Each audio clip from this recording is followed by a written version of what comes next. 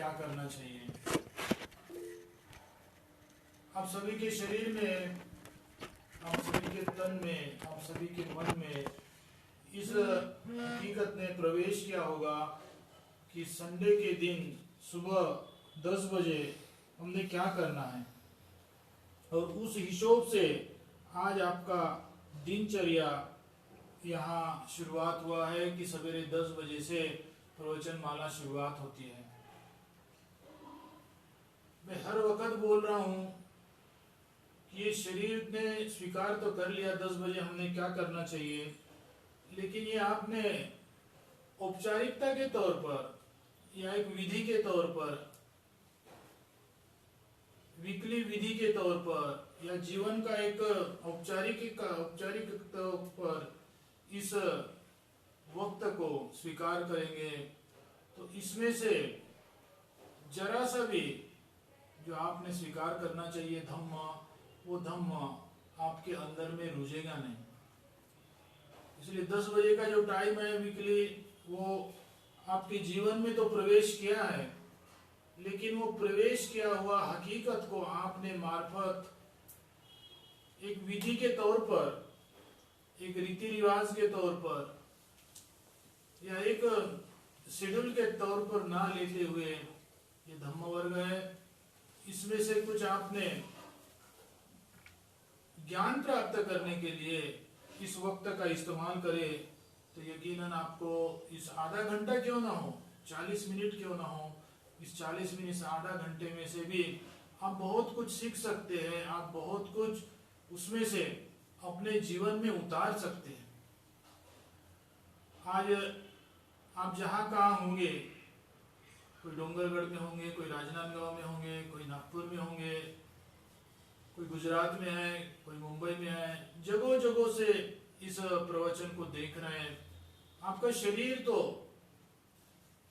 कोई कंप्यूटर के सामने बैठे होंगे, कोई मोबाइल लेकर बैठे होंगे, आपका शरीर तो इस प्रवचन माला में शामिल है, लेकिन मार्फत शरीर से ही आप शामिल होंगे तो आपको ये प्रवचन माला लाभदायक नहीं होगी। आपका शरीर इसका सामना कर रहा है, प्रवचन माला का सामना कर रहा है, लेकिन मन और कहीं होगा। आदमी के जीवन में 2 पार्ट होते हैं, एक मन और एक तन, लेकिन जीवन का जो असली मालक होता है वो मन होता है। शरीर मार्फत उसका फॉलोअर होता है, मन जो ऑर्डर देता है उसी को ही फॉलो करता है। तो आपका शरीर तो यकीनन, अभी यहाँ जितने भी इस प्रवचन को सुनने वाले हैं, आप सबकी शरीर तो इस प्रवचन माला में उपस्थित है, लेकिन आपका मन इस प्रवचन माला में ना होते हुए और कहीं होगा तो ये आधा घंटा 40 मिनट आपके लिए लाभदायी नहीं होगा।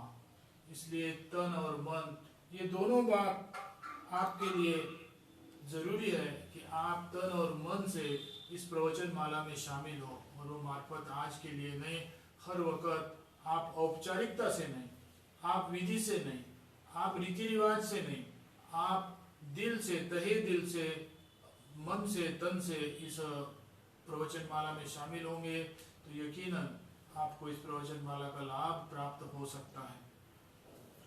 लास्ट टाइम हमने एक आपको सुझाव दिया था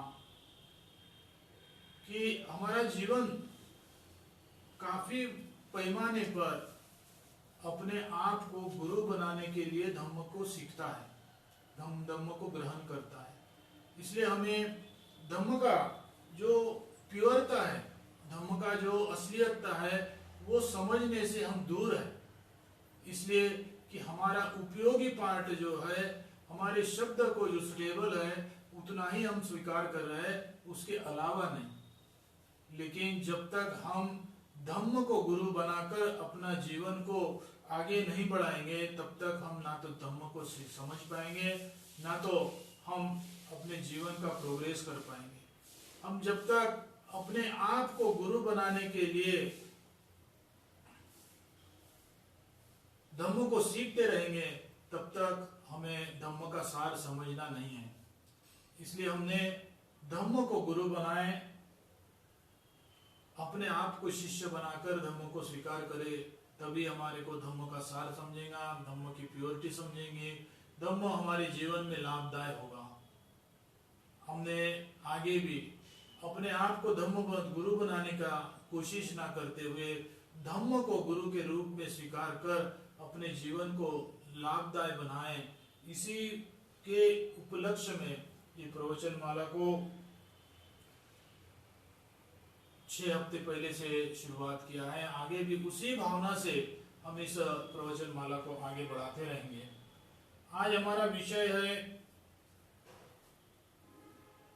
धम्मदीप और स्वयंदीप। बहुत पैमाने में हमने बुद्ध धम्म को अपने सुविधाजनक बना दिया। आज आप स्वयं एक गेस करो कि अपने जीवन में जितने भी साल जिए होंगे या जहां जब से समझदारी जीवन में आई होंगी तब से आपने कितने बार धम्मदीप, किसी के नाम के उपलक्ष्य में नहीं, एक बुद्ध के सीक्वेंस के तौर पर, बुद्ध की स्टडी के तौर पर आपने धम्मदीप ये शब्द कितने बार उपयोग लाया है, ये शब्द को कितने बार आपने स्मरण किया है। स्वयंदीप तो आप बार बार आपके जबान से भी निकलता है, आप स्मरण भी करते हैं, लेकिन आप स्वयं के जीवन के ऊपर से एक अनुमान लगाइए कि आपने धम्मदीप ये शब्द, ये सीक्वेंस, ये बुद्ध की महान वाणी को कितने बार स्मरण किया है।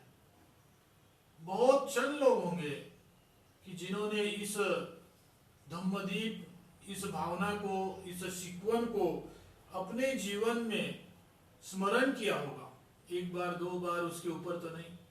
और जब स्मरण ही नहीं हो रहा है तो उसका जीवन में उतार कैसे होगा, जीवन में आएगा कैसे। हमने कई बार धम्मदीप, स्वयंदीप को ही नहीं, कई शब्द, कई सीक्वेंस जो है वो हमने अपने सुविधाजनक ही बदला दिया है, या अपने आप को जो आवश्यक है उतना ही स्वीकार किया है, अपने आप को इजी है उतना ही स्वीकार किया है। धम्मदीप इसको स्वीकार करने के लिए हमें बहुत कठिनाई का सामना करना पड़ता है, बहुत कठोर जीवन जीना पड़ता है। इसलिए हमने धम्मदीप ये शब्द को छोड़ दिए, फक्त और फक्त, मार्फत और मार्फत, स्वयंदीप, इतने ही शब्द को हमने बुद्ध धम्म का सार समझा है। लेकिन आप कहीं भी देखो, बुद्ध की वाणी, त्रिपिटक हो, धम्मपद हो, कहीं भी देखो तो उसमें धम्मदीप और स्वयंदीप ये शब्द जुड़वा करके ही आपके नजर में आएगा।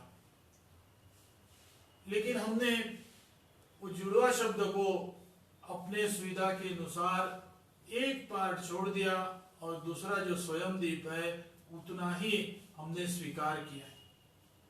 इसीलिए आज हमें अपने जीवन में जो धम्म का सत्यता है, जो धम्म का सार है, वो सार हमें उपलब्ध नहीं होने का कारण ये है कि हमने बुद्ध ने जो दिया उपदेश है उसे आधा अधूरा ही स्वीकार किया है।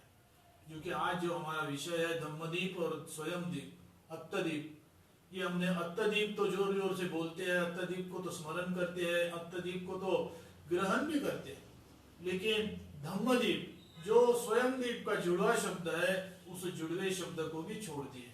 इसलिए हम बुद्ध धर्म से जितना करीब होना चाहिए, बुद्ध धर्म से जितना नजदीकी आना चाहिए उतना नजदीकी नहीं आ पा रहे। नजदीकी नहीं आ पा रहे तो उसका सार हमें कैसे लाभ होगा, प्राप्त होगा। धम्मदीप को हम इसलिए स्वीकार करते हैं कि धम्मदीप को स्वीकार करने से हमारी जो मन है, हमारा जो इरादा है, हमारा जो भावना है वो सत्य मार्ग से बनता है। बुद्ध ने दिया जो धम्म है उसको स्वीकार करने से हमारा जो इरादा है या हमारा जो मन है, हमारा जो चित्त है, वो इरादा, वो भावना, वो श्रद्धा, हमारी भावना और श्रद्धा, चित्त, ये शुद्ध को निर्माण करता है, शुद्ध को प्राप्त करता है। लेकिन हम फक्त स्वयंदीप को ही स्वीकार करते रहेंगे तो उसमें से सत्य जो इरादा है, सत्य जो चित्त है, सत्य जो मन है, उसको निर्माण नहीं कर पाएंगे। फक्त स्वयं दीप को ही हम स्वीकार करेंगे तो वो स्वयं दीप के माध्यम से हम अपने स्वार्थ को ही सिद्ध करने का आचरण करेंगे। क्यों कि आदमी का जो स्वभाव होता है, ओरिजिनल बेसिक जो स्वभाव होता है, वो स्वभाव अपने मनोकामना को सिद्ध करने के लिए जीते रहता है।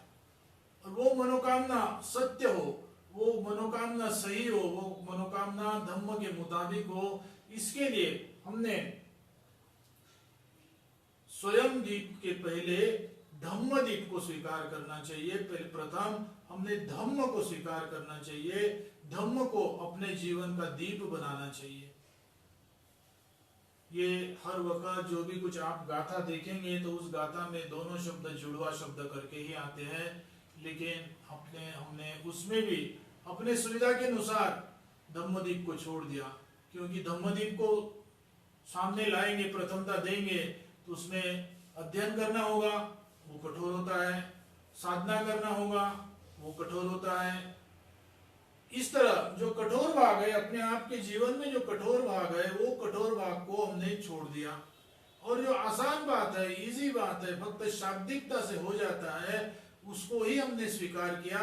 जो आचरण होता है उसे स्वीकार करने में कठिनाई आती है, इसलिए हम अपने आसान जीवन को जीने के लिए फक्त स्वयं दीप, अत्तदीप, यही शब्द को स्वीकार कर रहे हैं।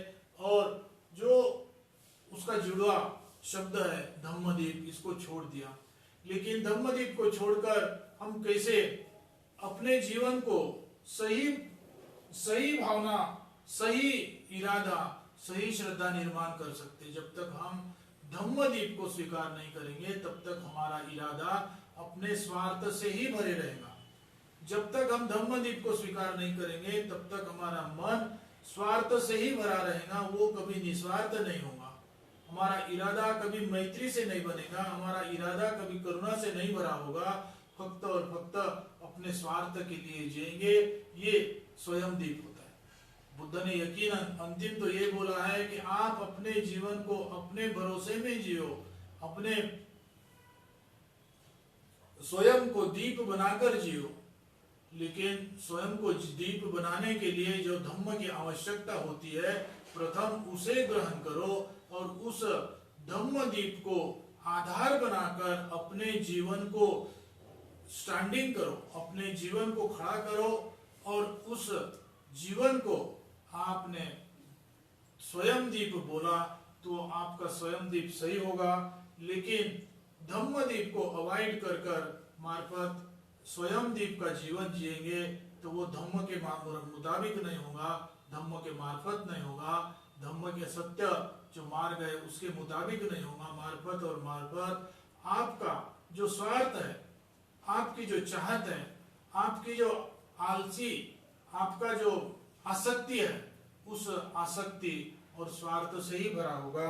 इसके लिए हमने धम्मदीप को ही प्रथमता देना चाहिए। धम्मदीप के माध्यम से अपने आप को खड़ा कर धम्मदीप के माध्यम से ही अपने जीवन को निर्माण कर स्वयं को दीप बनाएंगे, तब कोई उस दीप का अर्थ आपके जीवन में आकर्षित हो सकता है। अदरवाइज वो दीप, स्वयं जो दीप है, वो दीप आपको अपने जीवन में कोई धार्मिक भावना नहीं लाएगा, कोई मैत्री की भावना नहीं लाएगा, कोई करुणामय भावना नहीं लाएगा। बुद्ध हर कोई गाथा में यही कहते हैं। बुद्ध आप जितने भी गाथा बोलो, आपको जितना गाथा आता होगा या पुस्तक पढ़ोगे तो आपको हर गाथा में यही दिखाई देगा कि मेरा स्वार्थ, मेरे अंदर में जो बैठी है आसक्ति, मेरा स्वार्थ, राग द्वेष मोह, इस तरह का तीन जो जहर है, ये राग द्वेष मोह स्वार्थ आसक्ति, इसको नष्ट करने के लिए मैं धम्म मार्ग से चल रहा हूं। धम्म मेरी इस भावना को स्वीकार कर मुझे उस धम्म बारिश बरसाए जो मेरे अंदर का राग द्वेष मोह आसक्ति, स्वार्थ ये समाप्त हो जाए और मुझे अंतिम में ज्ञान की प्राप्ति हो। इस भावना से हम प्रार्थना करते हैं, हम धम्म को सीखते हैं। लेकिन ये भावना कब आएंगी? जब हम धम्म को दीप बनाएंगे तब ये भावना आएंगे। हमारे अंदर में फक्त अत्तदीप की ही भावना रहेंगी तो ये भावना नहीं। आज हम बुद्ध धम्म को प्रार्थना भी करते हैं या साधना भी करते हैं, तो हम इस भावना से प्रार्थना साधना करते हैं कि मेरे आर्थिक दृष्टि सुधर जाए, मेरे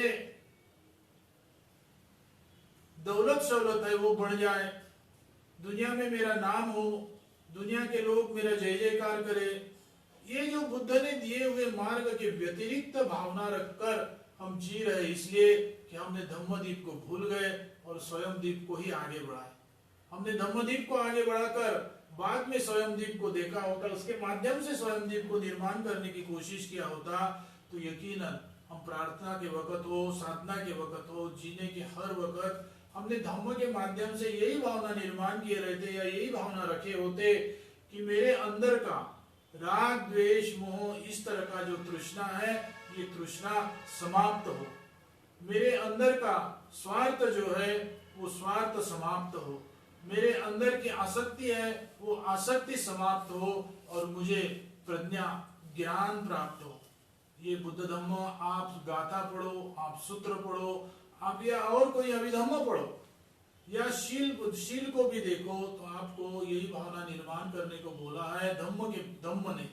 लेकिन आपने धम्मदीप को छोड़कर स्वयं दीप की तरफ गए तो धम्म का नाम तो लेते हैं, लेकिन उसमें ना तो राग, द्वेष, मोह के शरीर के तृष्णा से वंचित होने के लिए पूजा नहीं कर, वंदना नहीं करते, तृष्णा से वंचित होने के लिए अपनी भावना नहीं बनाते, तृष्णा से वंचित होने के लिए अपना जीवन चलते नहीं।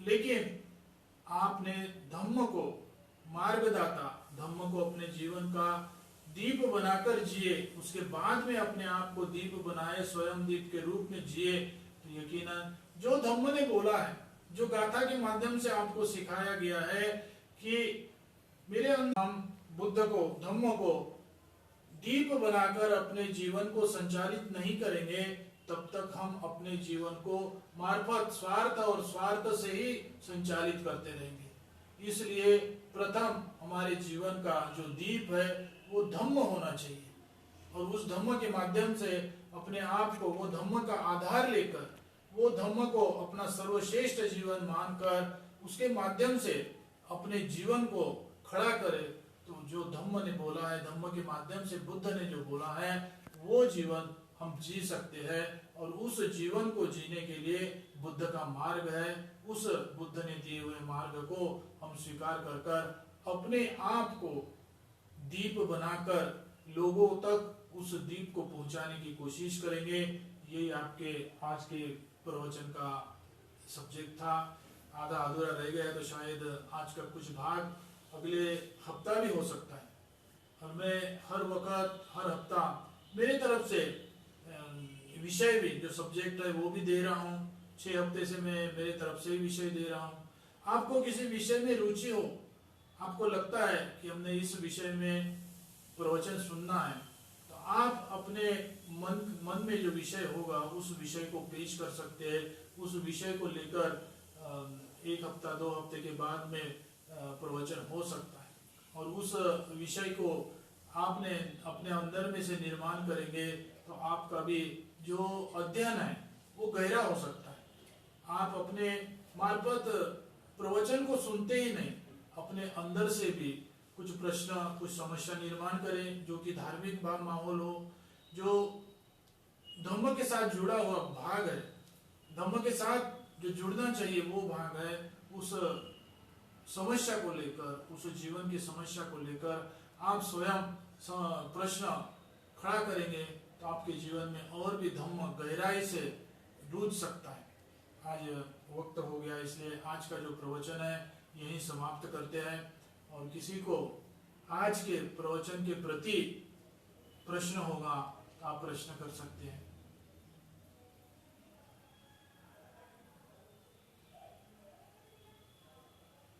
ये सबका आवाज चल रहा है? तो उन्होंने बंद करके रखा है। आ रही है पता जी, आ रही है आवाज आ रही है। नहीं, तुम्हारा आवाज मुझे नहीं आएगा ना।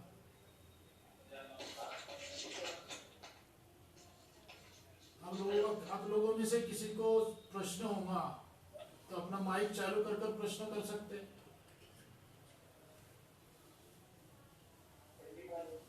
किसी के भी मन में अगर मैं पूछ रही हूँ सबसे कि अगर किसी के भी मन में आज के प्रवचन से संबंधित कोई अगर प्रश्न निर्मित हुआ होगा तो फिर पटेल जी के सामने वो प्रश्न पूछ सकते हैं।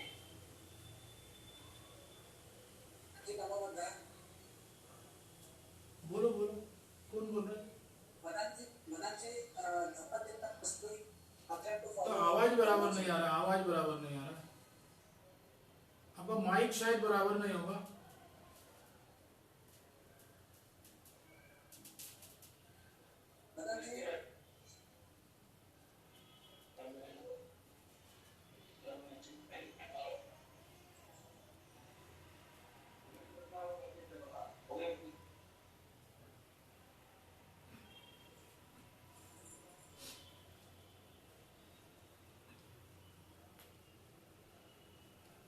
बोलो, किसको बोलना है?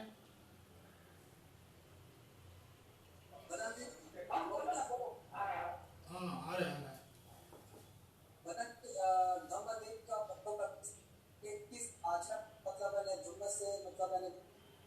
फॉलो करेंगे जिससे हमारा स्वयं भी निखार आएगा। मतलब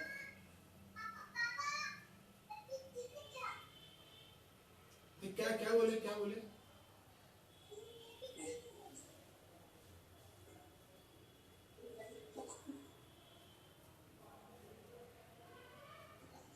धम्मदीप को क्या बोला? धम्मदीप में बनते जी हम लोग किस चीज को फॉलो करना चाहिए, मतलब जिससे हमारा स्वयं भी ऑटोमेटिक निखार है, अधिक से अधिक किस चीज को फॉलो करेंगे?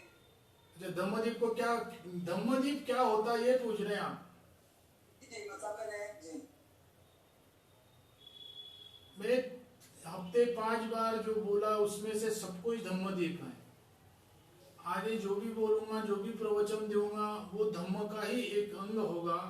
आज इस 2 मिनट में किस बात को फॉलो करेंगे ये बताना काफी मुश्किल होगा। इसलिए जो प्रवचन चलते रहेगा या चलते आया, 5 बार जो प्रवचन होगा हो गया, उसमें भी कुछ पाठ जो था वो धम्म को दीप बनाने के लिए ही पाठ था। आगे जाकर उसमें भी जो प्रवचन देंगे वो प्रवचन में भी धम्म क्या होता है, धम्म क्या होता है ये सीखेंगे। तो उस धम्म को आप स्वीकार करना है। यानी 1 मिनट का बात नहीं, 5 मिनट का बात नहीं, ये जीवन भर सीखने का बात है। जब जब प्रवचन होगा उसमें से हम जो प्रवचन देंगे उस प्रवचन के माध्यम से आपको आप स्वयं को उसमें से कुछ बात को स्वीकार करना है, उस बात को आप स्वयं को एक्सेप्ट करना है कि यही धम्म है। हम अपने तरफ से तो बोलेंगे कि ये धम्म है, लेकिन उसमें आपने अपने अपने माध्यम से भी धम्म क्या होता है वो स्वीकार करना है। धम्म वो नहीं होता है कि मैंने बोल दिया और आपने सुन लिया। धम्म वो होता है कि मैं जो बोलता हूं, मैं जो प्रवचन देता हूं उसको आप स्वीकार करें और आप उसको अंगीकरण करें, आप उसको अपने जीवन में उतारें। मैं कई वर्षों से 30-35 साल हो गए भारत में आकर प्रवचन दे रहा हूँ, धम्म को सिखाने की कोशिश कर रहा हूँ, आपके साथ स्टडी करने की कोशिश कर रहा हूँ। इसका मतलब ये नहीं कि हर कोई मेरे प्रवचन के माध्यम से, मेरा प्रवचन मतलब बुद्ध की वाणी, उसको ही मैं आप तक पहुंचाने की कोशिश कर रहा हूँ, उसको ही आप ट्रांसफर करने की कोशिश कर रहा हूँ। मैं तो कोशिश कर रहा हूँ ये कि बुद्ध जो धम्मदीप है वो आपके बीच में पहुंचे। लेकिन जरूरी नहीं कि कैसे, ऐसे बहुत सारे केस भी है कि जो हमने बोलते हैं, सुन तो लिया लेकिन उसका ग्रहण नहीं होता है, उसका आचरण नहीं होता है, यहाँ तक कि उसके व्यतिरिक्त जीवन चलता है। वो इसलिए कि हमने जो प्रवचन देते हैं उस प्रवचन के माध्यम से धम्म को नहीं स्वीकार करते। नाम तो धम्म का प्रवचन है लेकिन स्वीकार फक्त अपने स्वार्थ को ही किया है। इसलिए पिछले 5 बार हो गया, आगे भी जितने बार होगा, उसमें वक्त वक्त में धम्म क्या है, आप किस धम्म को स्वीकार करना है, आपने किस धम्म के माध्यम से जीना है, ये बताते जाएंगे। उसमें से आपने खुद स्वीकार करना है, आपने खुद उसको स्वीकार कर कर उस मार्ग से जीना है, उस मार्ग से चलना है।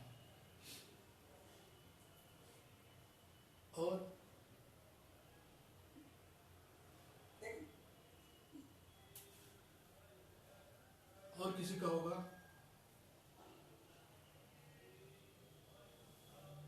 नहीं होगा तो वक्त हो गया है, हम आशीर्वाद गाथा बोलेंगे, आपने हाथ जोड़कर ग्रहण करना है। नत्थि मे शरणं अय्यं बुद्धो मे शरणं वरं एतेन सच्चवज्जेन होतु ते जयमङ्गलम्। नत्थि मे शरणं अय्यं धम्मो मे शरणं वरं एतेन सच्चवज्जेन होतु ते जयमङ्गलम्। नत्थि मे शरणं अय्यं संगो मे शरणं वरं एतेन सच्चवज्जेन होतु ते जयमङ्गलम्। इमाय बुद्धपूजाय कथाय शुद्धचेतसा चिरन्ति तन्तु सद्धम्मो लोको हन्तु सुखी सदा। इमाय धम्मपूजाय कथाय शुद्धचेतसा चिरन्ति तन्तु सद्धम्मो लोको हन्तु सुखी सदा। इमाय संඝपूजाय कथाय शुद्धचेतसा चिरन्ति तन्तु सद्धम्मो लोको हन्तु सुखी सदा। सब्बपापस्य अकरणं कुशलस्य उपसम्पदा सचित्तपर्योदपनं एतं बुद्धानुशासनं। साधु